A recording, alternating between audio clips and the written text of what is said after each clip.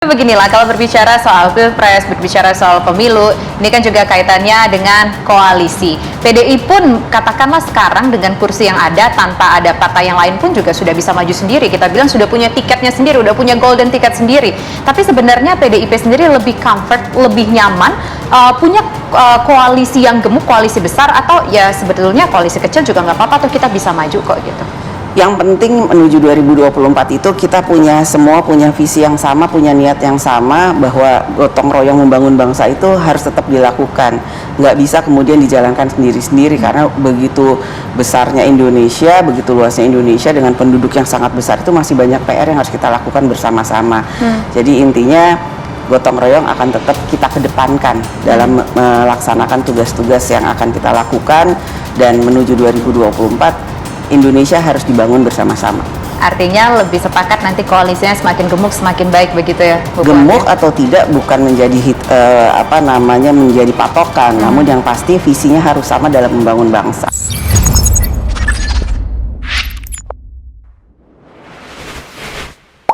Puan berdarah-darah demi Ganjar jadi presiden. Halo sahabat Bagi Media, Ketua DPP PDIP Puan Maharani menginisiasi safari politik lanjutannya ke PAN dan P3.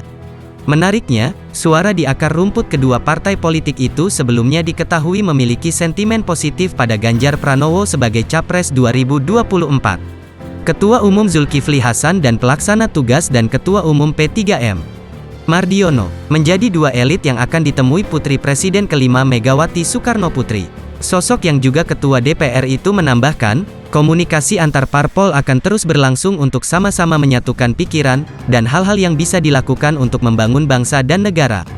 Sejauh ini, Puan diketahui telah menemui sejumlah ketum parpol, antara lain Ketum Partai Nasdem Surya Paloh, Ketum Partai Gerindra Prabowo Subianto, Ketum PKB Muhaimin Iskandar, dan Ketum Partai Golkar Airlangga Hartarto. Safari politiknya sendiri merupakan mandat langsung dari sang ibu sekaligus Ketum PDIP Megawati, yang mana jamak dinilai sengaja diberikan demi rengkuhan pengalaman Puan.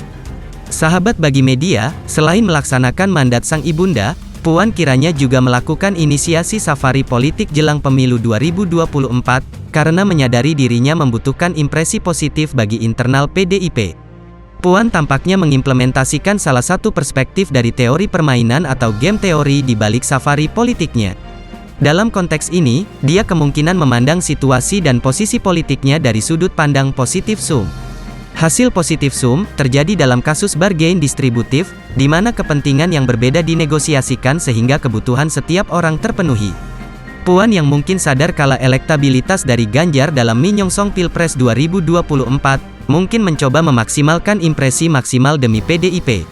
Tidak lain demi pertimbangan logis untuk, paling tidak tampak berjuang bagi PDIP menuju 2024. Mengapa demikian? Satu yang kiranya mendesak saat ini bagi PDIP adalah regenerasi kepemimpinan. Untuk meneruskan estafet dari Megawati, Puan boleh jadi membutuhkan legitimasi kepemimpinan di PDIP melalui perjuangan safari politiknya yang berdarah-darah.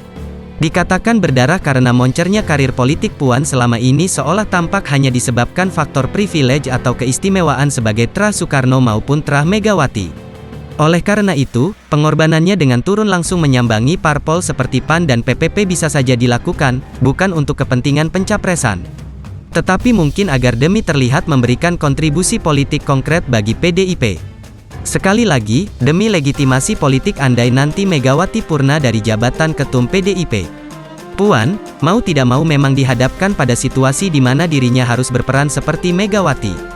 William Liddell dan Saiful Mujani dalam Party Identity and Political Leaders menyebutkan, pemimpin parpol di Indonesia lekat dengan dua karakter, yakni identitas partai atau party identity dan sosialisasi politik atau political socialization. Megawati sendiri menjadi salah satu aktor yang menyebabkan publikasi Liddell dan Mujani eksis. Kini, dengan telah terpenuhinya identitas partai karena merupakan Tra Soekarno plus Tra Megawati, praktis Puan tinggal memenuhi karakteristik aktif dalam sosialisasi politik. Di sisi lain, jika Puan telah menganggap tabungan reputasi dan legitimasi sebagai Ketum PDIP lebih penting dibanding Capres, Ganjar kiranya juga akan menang dalam sebuah positif sum game. Dengan keunggulan elektabilitasnya, Puan bisa saja berpeluh keringat melakukan safari politik demi membuka jalan bagi sang gubernur Jawa Tengah itu maju sebagai kandidat capres, baik secara langsung maupun tidak langsung. Inisiatif Puan dengan menyambangi PAN dan PPP kiranya juga memiliki benang merah dengan konteks kepentingan PDIP, Ganjar, dan KIB. Mari kawal politik kita sampai ke gerbang istana, merdekalah kita seutuhnya, merdeka!